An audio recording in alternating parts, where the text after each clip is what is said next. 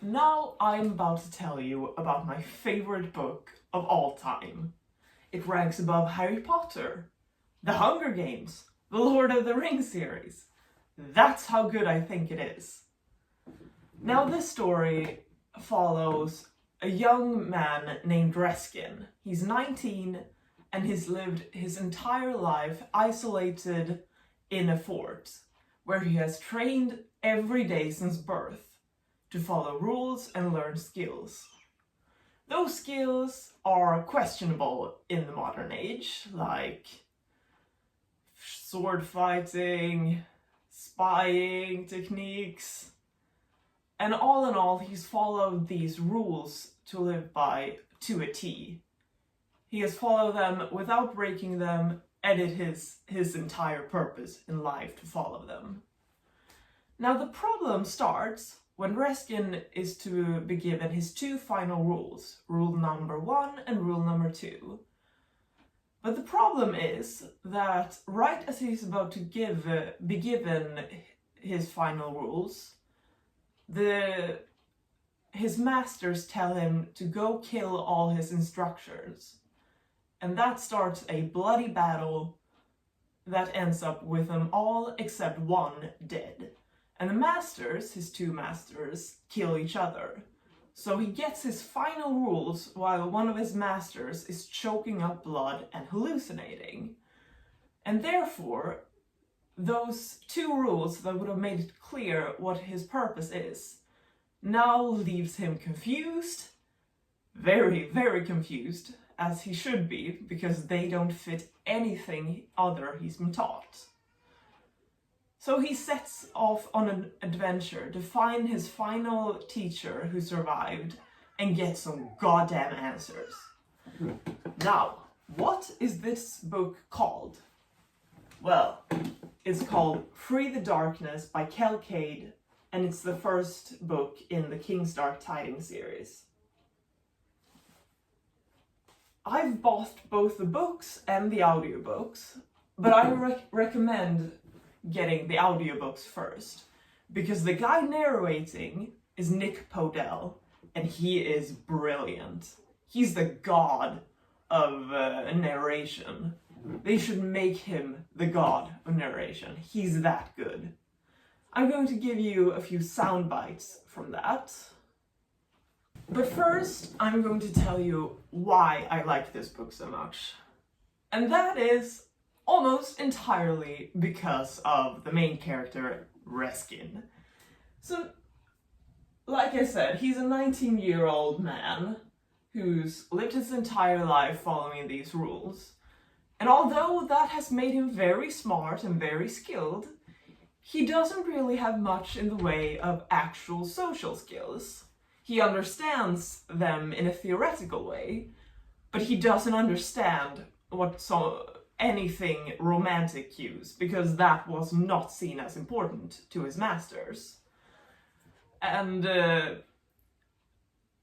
I'm not going to spoil it overly, but he ends up finding these two people, Frisha and Tam, who are going to their capital city in this fantasy world.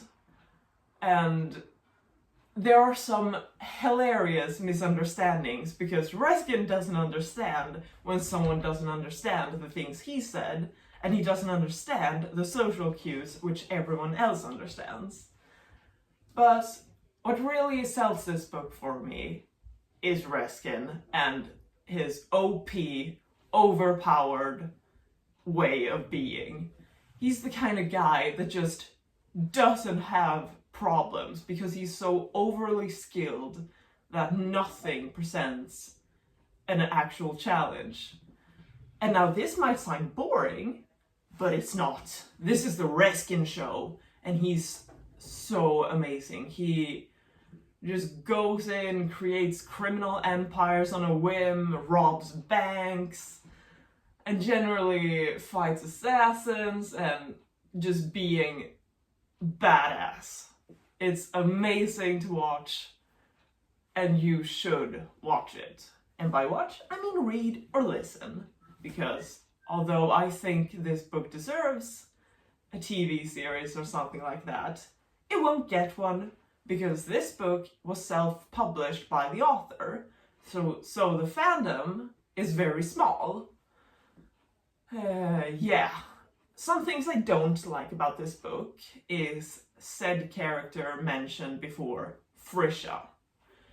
She is annoying, and I was so sure that Kel Kade was a man, because basically all the female characters in this book are annoying.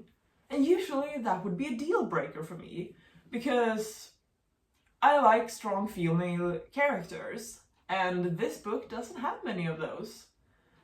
But this book is so good in the areas it is good that I just keep on reading again and again.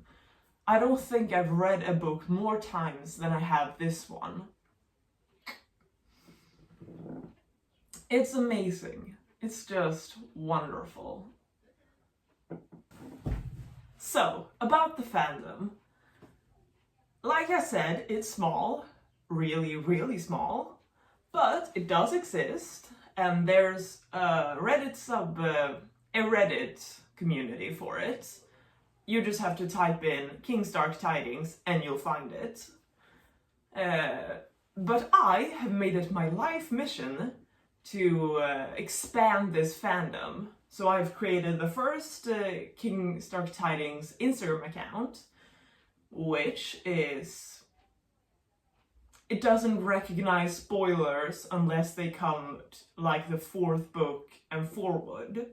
So don't check that out until you've actually read this book, and the next, and the next before that, after that.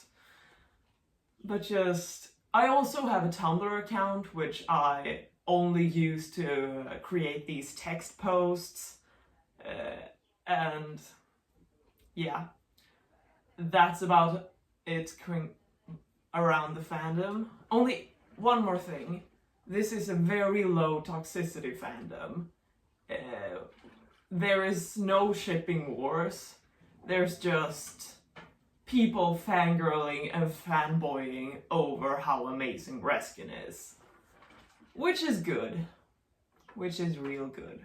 It's nice. So, about those audiobook snips, I'm about to show them to you now. And I'm about to show you them while I show all the rules I've done through calligraphy, which I think are pretty good. Yeah, that's about it. Chapter 1. Bones snapped and flesh parted as hot blood spewed out from a jagged wound. A gut-clenching wail echoed off the stone walls and startled the ever-present black sentries into flight. As the alert subsided into moaning sobs, the sleek black ravens resettled on their perch in the gray twigs of the sorry excuse for a tree that occupied the courtyard. Silence! The command was followed by the crack of a whip and a slight, strangled cry. You cannot afford to be heard, even when you are injured. Especially when you are injured. Silence! Always be silent! The deep sobs were slowly replaced by tiny sniffling whimpers as young Reskin pulled himself back together. At 6 years old, he knew full well he should not have shouted. He was stupid, so stupid. He had to think quickly. Any moment now, Master Giardoon would begin to ask questions, and he would need answers or he would suffer even greater punishment. How could he have fallen? He should have been more careful. If he had set his weight properly as he streamed across the battlements, he would not have slipped on the loose stone. Always, he was supposed to be prepared to compensate for uneven or treacherous footing. He had become careless in his mad dash to make up for the time he lost getting tangled in the rope. It was not the fall that doomed him, although that would have led to severe enough punishment as it was. No, it was the shout that sealed his fate. Finally managing to draw in a complete breath, his vision started to clear. For several moments, the sheer intensity of the pain had robbed him of sight as his mind flooded with intense heat and light. The spinning in his head had threatened to disown him of consciousness, or his breakfast, but he managed to hold on to that much at least, and thereby escaped those dire consequences. That would have been much worse than what he was facing already. To shout was to draw attention to one's presence, but at least one was still able to defend oneself or commit suicide to prevent capture. To lose consciousness meant to face discovery and be captured alive. That must never happen. Rule 117.